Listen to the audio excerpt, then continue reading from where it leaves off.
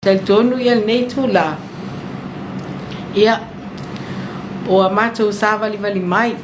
E tau ao ina mai ia mea alofa. Mea alofa masani ia le society tau tuapua ngata. Ia lo tuwina mai whaatasi ma o latou whamanianga ma whaamalosi au. A wale whaatino ina o le whea umalanga luenga ai meise le fesoasoani mo le soifua o tātou tangata e Samoa nei.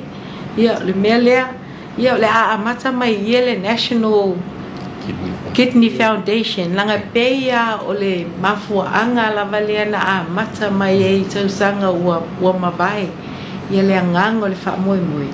Ia ina ia fesoasoani mo whaamatoto sa fou le na vai tau. Ia le mea lea, ia o le Silea o le National Kidney Foundation. Sili alta tala kai tau le. Ia mo tua sili. Ia. Ia. Ia duas food washing tala. Ia. Pesa lisi National Kidney. Ia o le National Kidney Foundation le i mo tua. Ia o nei tua tele duas food washing tala. Ia o le siaki lea e se fulu afe mo le Ministry of Health.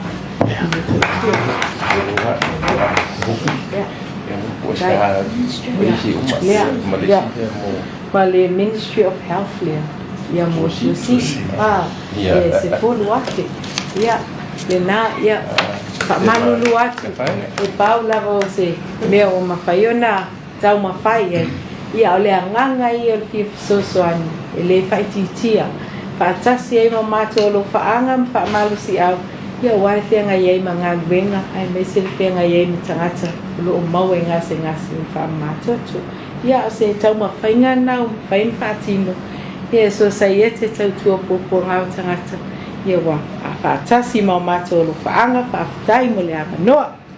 Mo le apuai le anga whaafikai i lau hionga Kristene ia whaapea le lau a whono o le komiti o tina mo e pupangati e tusai ma le se leni foi o tau au inai ia awai se sosoti foi mo ngā luenga o mea fia whaaleia ia e le ngatai lea ia o au nanga foi fa soifua malolo ina o whapea o whaatino le ngata i upuru nei ia e whapea foi kato mo te le se la whai.